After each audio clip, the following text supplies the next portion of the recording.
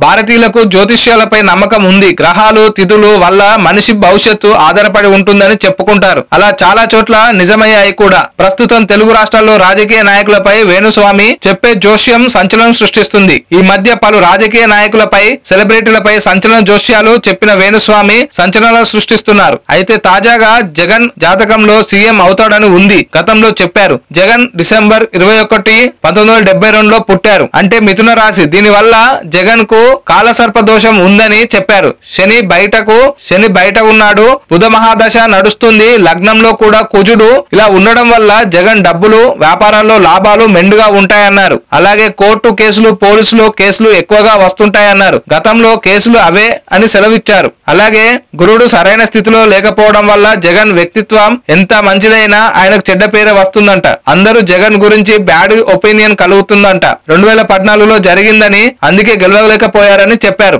అలాగే ఇక నుంచి జగన్ కి రాజకీయ దూకుడు ఉండబోతుందని మే జూన్ సంచలన నిర్ణయాలు తీసుకుంటారని చెప్పారు. అయితే వేణుస్వామి చెప్పిన మాటలు ఇప్పుడు నిజమవుతున్నట్లు తెలుస్తుంది. అవన్నీ నిజం అవుతున్నాయని శిల్ప చేరికతో అది మొదలు కాబోతుందని చెప్పారు. జూన్ లో మొదలైన మేలో నెలలో అడుగు పెడుతున్న సందర్భంగా వేణుస్వామి మరోసారి గుర్తు చేశారు. అయితే ఇప్పుడు జగన్ తీసుకోబోయే ఆ నిర్ణయం ఏమిటన్నది సర్వత్రా ఆసక్తికరంగా ఎదురు చూస్తున్నారు.